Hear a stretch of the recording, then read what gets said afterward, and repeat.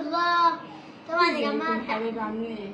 طبعا يا جماعه التحدي بين انا وماما، التحدي هو اللي خلاص ده ولا اللي يكسب في عقاب. معانا فراخ مشويه وبطاطس ورز وبيبسي. يلا نقول بسم الله. طبعا يا جماعه ماما صغير بس انا مش عارفه احطها في الاطباق عشان هي كبيره في ايه. وطبعا ده البطاطس لوحدها. يلا بسم الله. ماما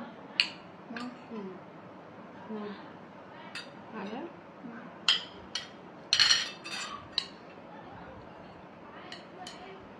بصي انت مسحتي ده كده، مسحبي ولا لا؟ مسحبي. بسم الله.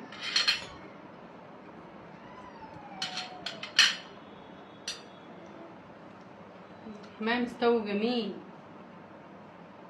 انت بكيت الخلطه بتاعتها جميله. بكيت تحدي الكشري كان نستني معلقه واكتب اليكسي. لما تكون مشويه في البيت في الفرن بتبقى احلى من المطاعم بكتير.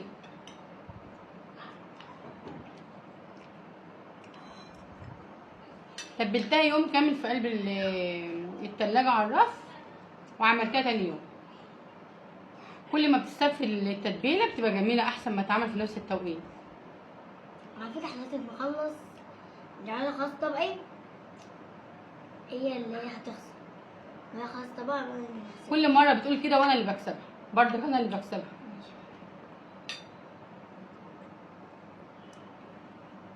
مستويه وجميله، لحمتها كلها مستويه. مسحبي ولا لا؟ مسحبي.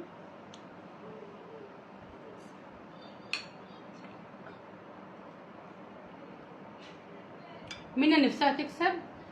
هو الموضوع مش ان هي تكسب او تخسر، عشان قعدت كام يوم اعمل تحديات مع منى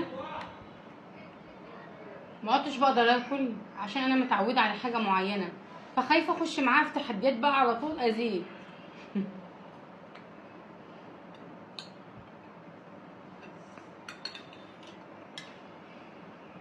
الخلطه بتاعتها دي جميله.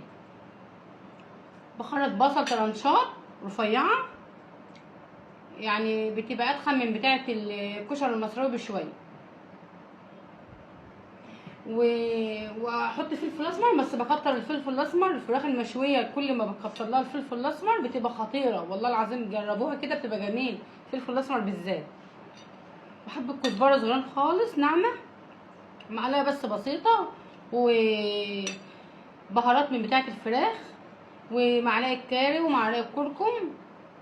وامسكهم بقى كلهم اعملهم في البصله، افركها قوي كلها ببعضها بالملح، واجيب ليمونه اعصرها عليها، واقوم جايه بقى من تحت الجلد، اكون مفسخه الجلد وحاطه بقى من تحت الجلد. بتبقى خطيره خطيره والله العظيم، بتبقى جميله.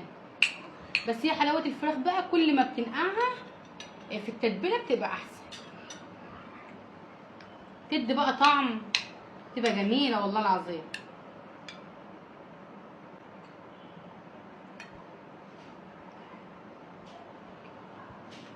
بس انا حاطه شطه ناعمه، ما حطيتش قرون عشان ما تبقاش حاره زياده عن اللزوم له.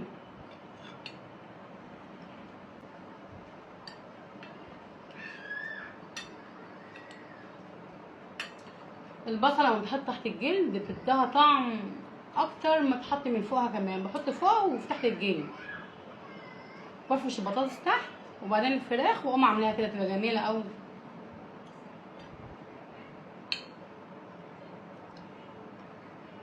بطاطس مستويه مستويه خالص.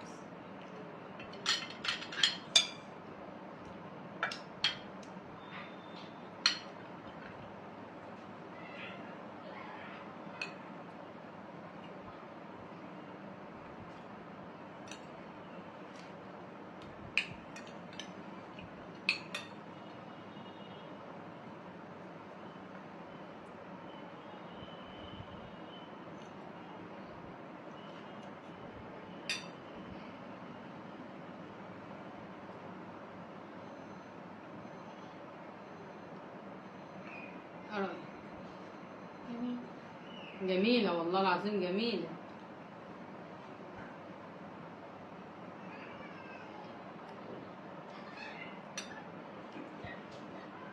واحده كتبت لي على الخاص بتقول لي الفشار رجيم. هو مش الفشار مش رجيم. انا كنت وانا بعمل الرجيم طبعا كنت بجوع، يعني لازم انا اكل، عايزه اكل، لان انا كنت مانعه الرز والمكرونه وكل انواع النشويات كنت مانعاها.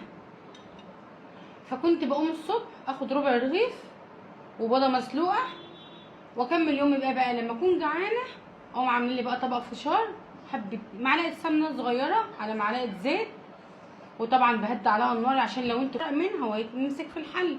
فكنت بهدي عليه ومعلقه سمنه ومعلقه الزيت واقوم حاطه شويه اكلهم، اقعد مثلا من الظهر لاما بعد العصر.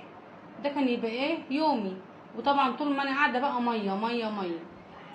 لكن الفشار مش رجيم بس، مش تمشي عليه رجيم بس، لا، هو كان وجبه اساسيه بتاخديها وبتكملي يومك بايه بالحبه الفشار ان هو ايه ما يجوعكيش. بس انا قعدت سنه كامله اعمل رجيم. انا كنت 110 كيلو بالظبط، وكنت هزيد كمان والله العظيم كنت هزيد. يعني اللي عارفيني على الصفحه عارفين، يعني الناس كتير بيخشوا انت عملتي كده ليه، انت تعبانه، انت معرفش ايه كلام من ده. لا انا كنت 110، قعدت سنه كامله اعمل رجيم. وبعدين بعد ما عملت يعني الحمد لله من عند ربنا معدتي بقى خايت على كده. بس كل ما ده بقى في النازل هو وشي بس اللي بيتغير. بس هو التخن ما بحبش، التخن الزيادة عن اللزوم ده ما بحبهوش. انا بحب العود اللي يبقى رفيع. كنت بجيب شاي اخضر من الصيدليه. كنت بجيب معلقه كمون انقعه بالليل، كمون حصى، واعصر عليه ليمونه واسيبها لتاني يوم الصبح. كنت اقوم اشربه على غير ريق كده، ميه مغليه، ولما تبرد بالليمونه بتاعتها اقوم شرباه. في وصفه كنت باكلها بس ان شاء الله عشان ما اطولش عليكم الفيديو التاني جاي ان شاء الله هنزلها لكم وهتاكلوها وهتنزلوا عليها جامد وهتدعوا لي والله العظيم بامانه. هي اول ما تاكلوها هيبقى طعمها متغير شويه بس مع الليمون هتتظبط، واللي هياكلها هيخس عليها وهتدعوا لي والله. وكده احنا خلصنا. انا ما قدرتش اكمل بصراحه، منى هي اللي اكلت وهي اللي كسبتني المره دي، وانا عارفه ان هي اللي كسبتني بس مفيش عقاب. واستنى فيديو جديد انا وماما، ومع السلامه.